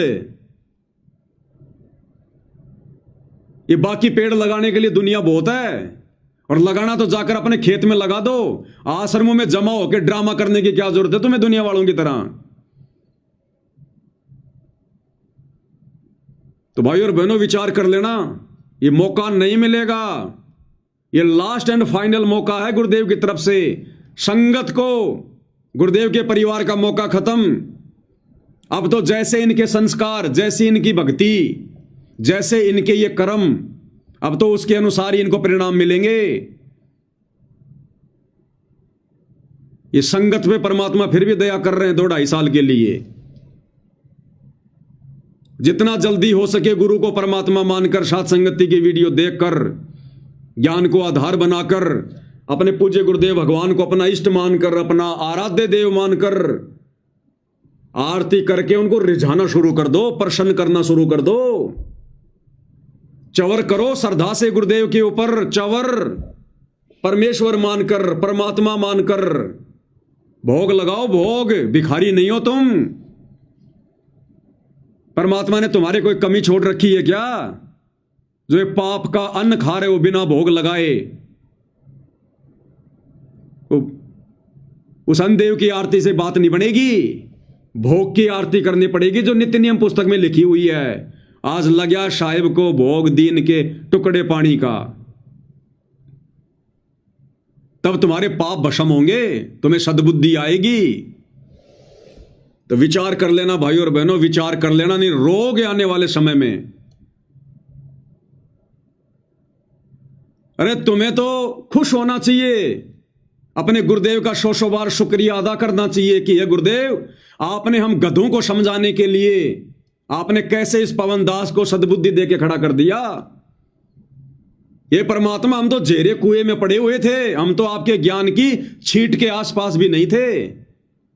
इस आपकी आत्मा ने आपके आशीर्वाद से वीडियो बना बना के हमें जगा दिया, हमें भक्ति मार्ग पर भगत बना दिया, हमें मर्यादित भगत बना दिया। तुम्हें तो शुक्रिया अदा करना चाहिए, और तुम कर रहे हो नफरत, तुम कर रहे हो ईर्ष्या। तो परमेश्वर की आत्माओं के साथ ईर्ष्या करने वाले को क्या प्रसाद मिलेगा? ये तो तुम्हारे ये कर्म डिसाइड करेंगे फिर आने वाले समय में। तो भाई और बहनों, आज पूज्य गुरुदेव भगवान की उस रद्द हो चुकी जमानत को लेकर दास को गुरुदेव ने प्रेरणा की। दास ने अपने विचार ज्ञान आधार से आप जियों के समक्ष प्रस्तुत कर दिए हैं। समय समय पर करता रहूंगा जब तक गुरुदेव भगवान दास के साथ में है, गुरुदेव का आशीर्वाद जब तक दास के साथ में है। अंत में पूज्य गुरुदेव भगवान की एक शब्द के साथ में महिमा करेंगे। बंदी छोड़ सतगुरु रामपाल जी परमेश्वर जी की जय हो। भक्ति दान गुरु दीजियो देवन के देवा हो, भक्ति दान गुरु दीजियो देवन के देवा हो। जन्म पाया भूलो नहीं करहूँ पद सेवा हो, जन्म पाया भूलो नहीं करहूँ पद सेवा हो। अरे आश्रम वालों, नाम दीक्षा लेने के बाद कभी जिंदगी में इस शब्द को शांति से घर पर दरबार में परमात्मा के चरणों में बैठकर कभी आत्मिक भाव से गाया है क्या? अरदास की है कभी तुमने परमात्मा से? सत्सेवक भाई बहन सुबह और शाम की आरती के बाद रोजाना ये शब्द परमात्मा के दरबार में खड़े होकर सह परिवार गाते हैं, अपने भगवान की आरती करते हुए थाली हाथ में लेकर, और भीख मांगते हैं भगवान से कि परमात्मा भक्ति भाव दो, श्रद्धा दो, मालिक हम तो भिखारी है आपके। भीख मांगनी पड़ेगी, अहंकार से बात नहीं बनेगी।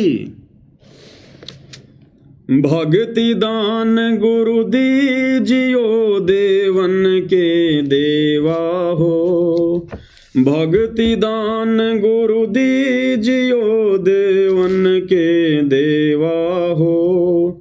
जन्म पाया भूलूं नहीं, करहूं पद सेवा हो। जन्म पाया भूलूं नहीं, करहूं पद सेवा हो। तीर्थ व्रत मैं नहीं करूं ना मंदिर पूजा हो। तीर्थ व्रत मैं नहीं करूं ना मंदिर पूजा हो। मनसा वाचा कर्मणा मोहे और न दूजा हो। मनसा वाचा कर्मणा मोहे और न दूजा हो। भक्ति दान गुरु दीजियो देवन के देवा हो। भक्ति दान गुरु दीजियो देवन के देवा हो। जन्म पाया भूलूं नहीं, करहूं पद सेवा हो। अष्ट सिद्धि और नौ निधि बैकुंठ कवासा हो। अष्ट सिद्धि और नौ निधि बैकुंठ कवासा हो। सो मैं तुमसे न मांगता सब थोथरी आशा हो। सो मैं तुमसे न मांगता सब थोथरी आशा हो। भक्ति दान गुरु दीजियो देवन के देवा हो। भक्ति दान गुरु दीजियो देवन के देवा हो। जन्म पाया भूलूं नहीं, करहूं पद सेवा हो। जन्म पाया भूलूं नहीं, करहूं पद सेवा हो। सुख संपत्ति परिवार धन और सुंदर नारी हो। सुख संपत्ति परिवार धन और सुंदर नारी हो। सपन में इच्छा नहीं करूं गुरु आण तुम्हारी हो। सपन में इच्छा नहीं करूं गुरु आण तुम्हारी हो। भक्ति दान गुरु दीजियो देवन के देवा हो। भक्ति दान गुरु दीजियो देवन के देवा हो। जन्म पाया भूलूं नहीं, करहूं पद सेवा हो। जन्म पाया भूलूं नहीं, करहूं पद सेवा। इसमें भाई और बहनों एक लाइन है, क्योंकि आज नेपाल से कमला बहन का फोन आया था, तो बहन ने थोड़ा समाधान चाहा है कि भगत जी ये जो शब्द हम गाते हैं सभी सत्सेवक भाई बहन सुबह और शाम की आरती के बाद में गुरुदेव के दरबार में उनकी 5 दीपक वाली आरती के साथ आरती उतारते हुए, तो इसमें हम कहते हैं कि सुख संपत्ति परिवार धन और सुंदर नारी हो। तो भगत जी हम जो बहनें हैं, कि हम बहनों ने भी यही बोलना है कि सुख संपत्ति परिवार धन और सुंदर नारी हो? क्या हम ये नहीं बोल सकते कि सुंदर व्यक्ति हो या सुंदर पुरुष हो? देखो बहन जी, कुछ शब्द ऐसे हैं, उन शब्दों को हमने एज इट इज ही बोलना होता है, उसी हिसाब से। हमारे भाव तो परमात्मा जानते ही हैं अगर कोई माता बहन अगर ये शब्द गाएगी कि सुंदर नारी हो, तो मालिक तो अंतर्यामी है ना, हम तो उनके समक्ष खड़े होकर विनती कर रहे हैं ना। तो माता बहनों तो जो माता बहनें हैं वो तो उनका जो भाव होगा वो तो जो है वो पुरुष को लेकर होगा कि मैं शौपन में भी कोई पुरुष की इच्छा नहीं करूंगी।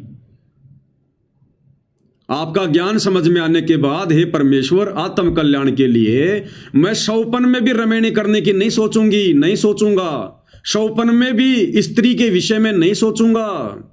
आपका ये ज्ञान समझ में आने के बाद, उससे पहले जिसकी हो गई हो तो हो गई हो, और उससे पहले जिसकी शादी रमैनी हो चुकी है, और अब यदि उसको ये बात समझ में आ गई है कि कामी क्रोधी लालची इनसे भक्ति न होए, भक्ति करे कोई सूरमा जात वर्ण कुल खोए, और विषय वासनाओं में रत भगत को तो परमात्मा ने कामी कीड़ा बताया।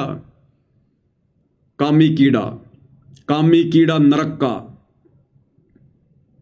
तो गुरुदेव भगवान को तो अच्छे से पता है, वे तो अंतर्यामी हैं कि माता बहनें क्या सोच रही हैं, क्या कहना चाहती हैं, उनके क्या भाव हैं।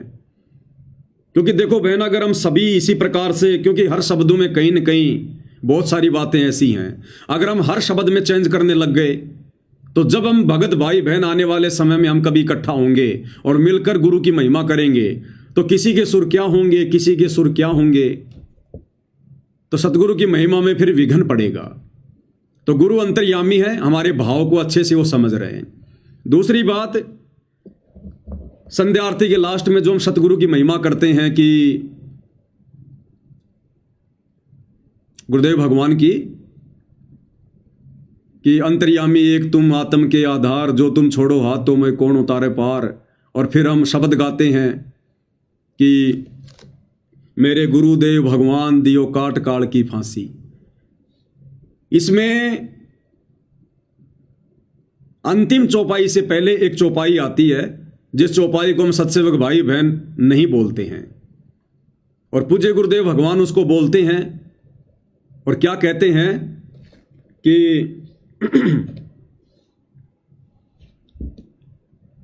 उसमें परमात्मा कहते हैं कि तुम्हें कहाँ ढूंढ के लाऊं, मैं तड़प तड़प रह जाऊं। तुम्हें कहाँ ढूंढ के लाऊं, मैं तड़प तड़प रह जाऊं।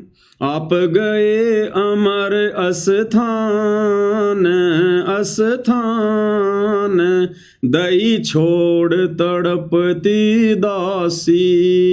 आप गए अमर अस्थान अस्थान, दई छोड़ तड़पती दासी। तो हमारे गुरुदेव भगवान ना तो कोई दास है ना कोई दासी है। और सांसारिक तौर पर देखें तो गुरुदेव भगवान स्त्री नहीं है, गुरुदेव भगवान तो एक पुरुष की भूमिका में है। और फिर भी गुरुदेव इस शब्द के लास्ट में अपने आप को दासी कहकर संबोधित कर रहे हैं। आप गए अमर अस्थान, दई छोड़ तड़पती दासी। अब कोई कहे कि गुरुदेव भगवान ने तो दास बोलना चाहिए, दासी क्यों बोल रहे हैं? क्योंकि यहां पर आत्मा की तरफ से संबोधन किया जाता है। आत्मा की तरफ से हमें सिखा रहे हैं गुरुदेव भगवान कि हमने आत्मा से आरती करनी है। और आत्मा ना कोई स्त्री होती है ना कोई पुरुष होती है। आत्मा तो गुरुदेव ने बताया वो तो पुल्लिंग है, पुल्लिंग। तो इसी प्रकार माता बहनें जो शब्द गाती हैं कि सुख संपत्ति परिवार धन और सुंदर नारी हो, सपने में इच्छा नहीं करूं गुरुआन तुम्हारी हो, तो माता बहनों ने वहां पर नारी शब्द का ही प्रयोग जो है वो करना है। और गुरुदेव भगवान ये वाणी इसलिए बोलते हैं भाई और बहनों, क्योंकि गुरुदेव भगवान ने 12वें पंथ में आकर और एक मुंह बोला गुरु धारण किया था। तो 12वें पंथ की जो आत्मा है, गुरुदेव ने उसके अनुसार ही भूमिका करनी है। और 12 पंथों में कभी भी गुरु को परमात्मा नहीं माना, किसी ने ना माना जाता है। इसलिए गुरुदेव भगवान ने कहा है, अपने मुंह बोले गुरुदेव भगवान की स्तुति करते हुए क्या कहा है कि तुम्हें कहां ढूंढ के ले आऊं, मैं तड़प तड़प रह जाऊं। अब भाई अगर गुरु भगवान है, गुरु अगर परमात्मा है, तो परमात्मा को ढूंढने की क्या जरूरत है? परमात्मा को ढूंढने की कहां जरूरत है। और भगत ने ये तत्व ज्ञान होने के बाद में फिर भगत ने तड़पने की क्या जरूरत है।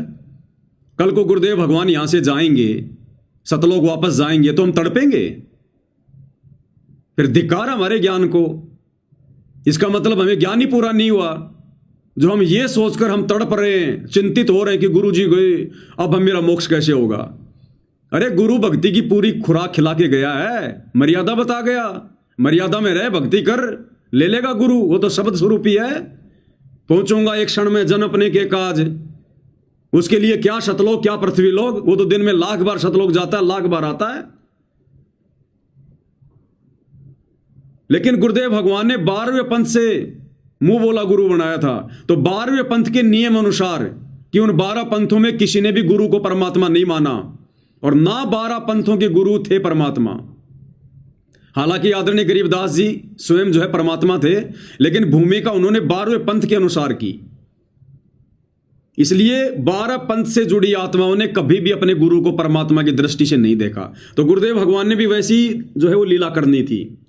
तो 12वें पंथ की आदि अधूरी नादान आत्माओं के आधार से गुरुदेव भगवान कह रहे हैं कि हे गुरुदेव भगवान, जब आप हमें छोड़ के चले जाओगे, शतलोक चले जाओगे, तो हमारा क्या होगा।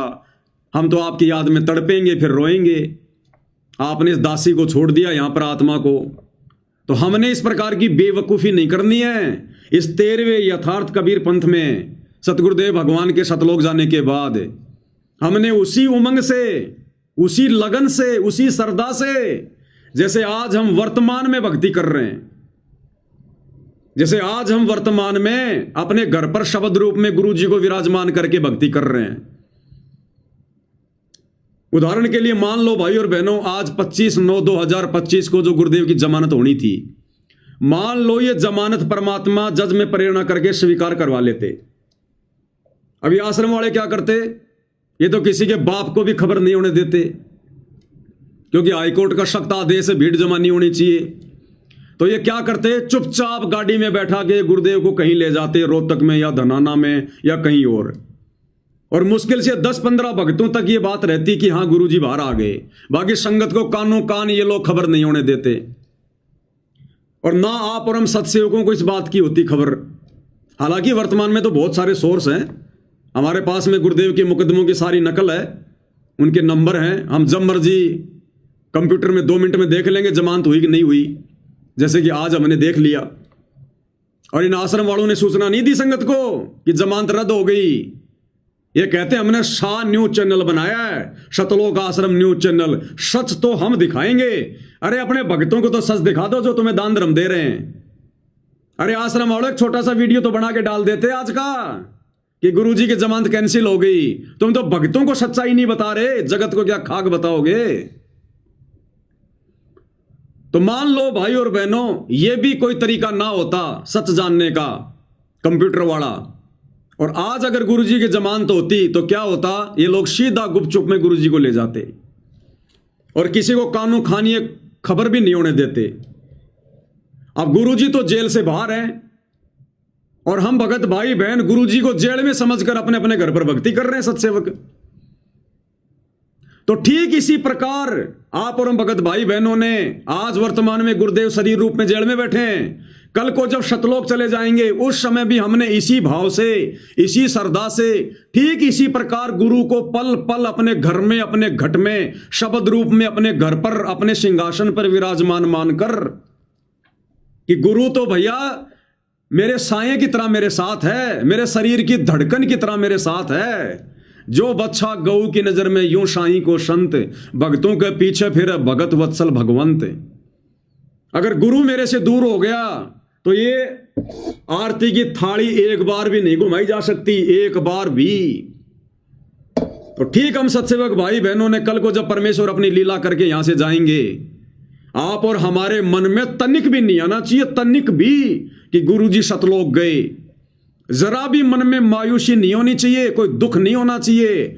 अगर जरा भी दुख हो गया, आंखों में आंसू आ गए, एक टपका भी अगर आंसू आ गए, ये सोचकर कि गुरुजी गए, वैसे चाहे गुरुदेव की याद में रोज रो, कितना ही रो, पानी बहा दो आंखों से जितना मर्जी, जितना पानी बहेगा उतने हमारे पाप कर्मों का नाश होगा। लेकिन मन में अगर यह सोचकर कि गुरुजी सतलोक गए, हमें छोड़ गए, अब मेरा क्या होगा, अगर एक आंसू भी आंख से आ गया, उस शरीर में मोक्ष नहीं होगा। फिर मोक्ष नहीं होगा, क्योंकि हमने गुरु को फिर मानुष मान लिया, हमने गुरु को हाड़ मांस में मान लिया, हमने गुरु को शब्द रूप में नहीं माना। फिर अन्यथा वो परमात्मा तो एक चुटकी बजाते भी देरी लगे। गुरुदेव भगवान ने बताया कि मन की गति से भी तेज गति है परमात्मा की। अब मन की गति क्या है भाई और बहनों? आकाशीय बिजली से ज्यादा तेज गति है। सॉरी, ये जो बिजली जो हमारे घरों में आती है ना, इसकी गति बहुत तेज है। और गुरुदेव भगवान ने क्या बताया कि ये जो बिजली हमारे जो घरों में आती है, लाइट, इसकी जो गति है ये बहुत तेज है। इसकी गति से भी तेज गति है आकाशीय बिजली की। आकाशीय बिजली से भी तेज गति है सूर्य के प्रकाश की, और सूर्य के प्रकाश से भी तेज गति है इसकी मन की। सूर्य के प्रकाश से भी तेज गति है मन की गति, और मन से भी कई लाखों गुना तेज गति है परमात्मा की।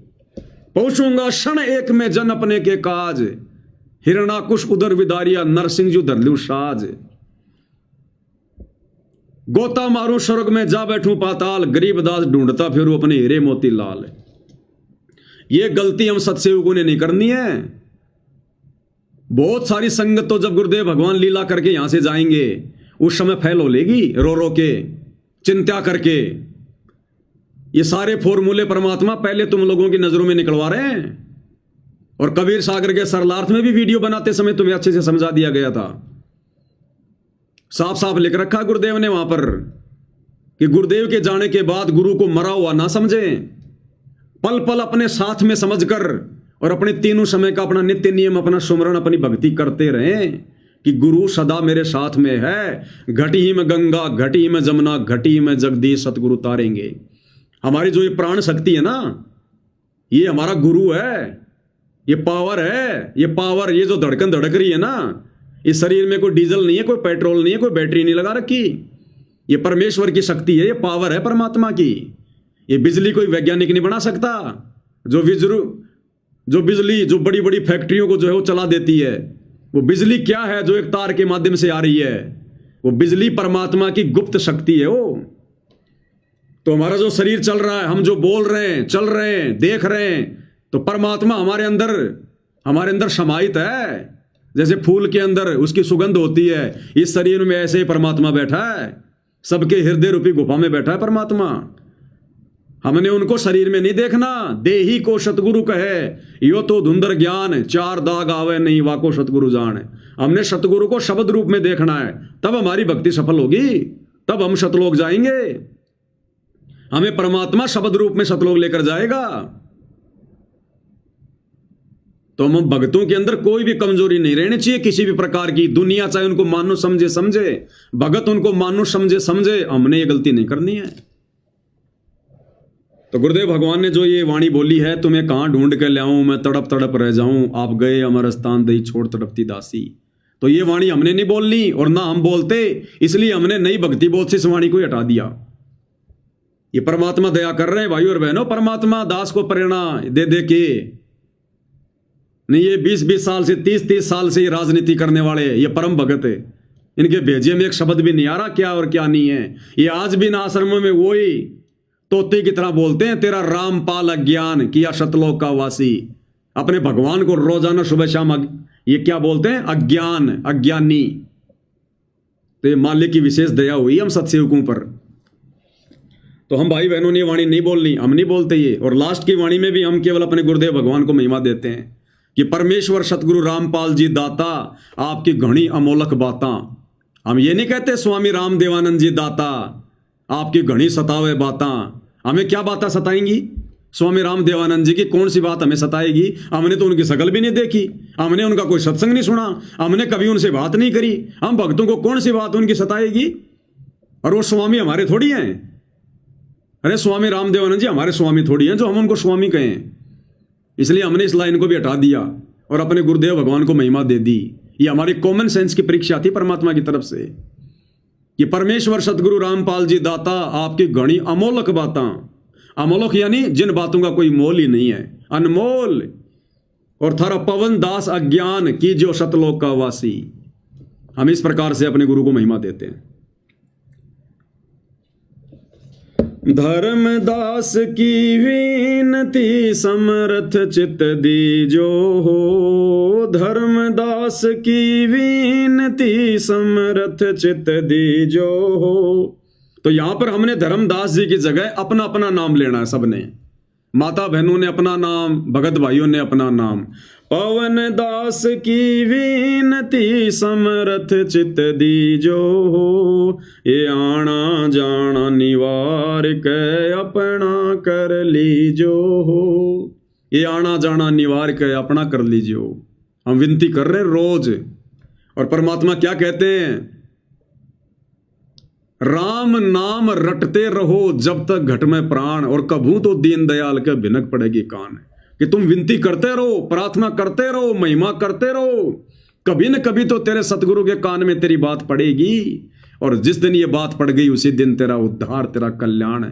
हालांकि सतगुरु तो रोज ही सुन रहे हैं, उनके कानों में तो रोज ही पड़ रही है, लेकिन जिस दिन परमात्मा हमारे को अंदर से देख लेगा कि अब ये आत्मा से, हृदय से, इस काल के कष्टों से दुखी होकर, परेशान होकर, इस नकली 21 ब्रह्मांड को खोकापुर समझकर हृदय से प्रार्थना कर रहा मोक्ष के लिए, ये नहीं रहना चाहता इस गंदे लोक में। जिस दिन वो प्रार्थना परमात्मा सुनेगा हमारे हृदय से निकली हुई, कहते हैं उसी दिन परमात्मा पार कर देगा यहां से। उसी दिन तुम कर दो पल में पार हो जा रजा थारी। तो वो प्रार्थना भी भाइयों और बहनों इसी प्रकार से निकलेगी जब हम रोजाना अपने गुरुदेव भगवान से विनती करेंगे, प्रार्थना करेंगे। एक दिन की प्रार्थना में नहीं बनती वो तड़प, वो कशक है। तो परमात्मा हमसे अभ्यास करवा रहे हैं। तो भाई और बहनों, पूज्य गुरुदेव भगवान की बहुत बड़ी मेहर, बहुत बड़ी रजा हम सभी सत्सेवक भाई बहनों पर। हमने किसी भी हाल में अपने विश्वास को नहीं तोड़ना है, डगमग नहीं होने देना है। और आज हमारे विश्वास की जीत हुई है, हमारे विश्वास की,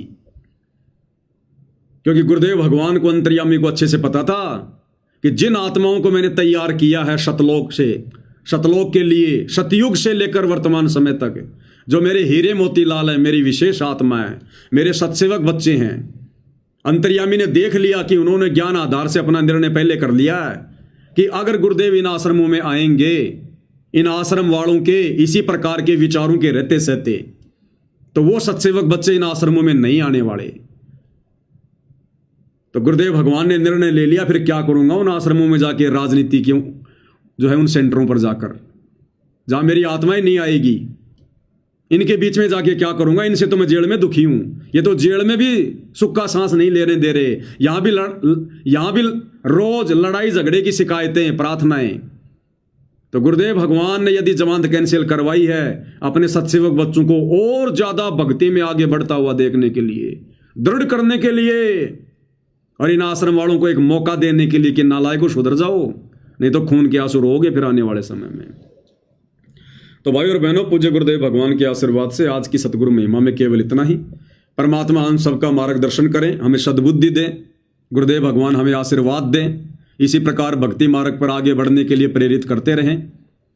तो आज यही अपने शब्दों को विराम देते हैं। बंदी छोड़ सतगुरु रामपाल जी परमेश्वर जी की जय हो।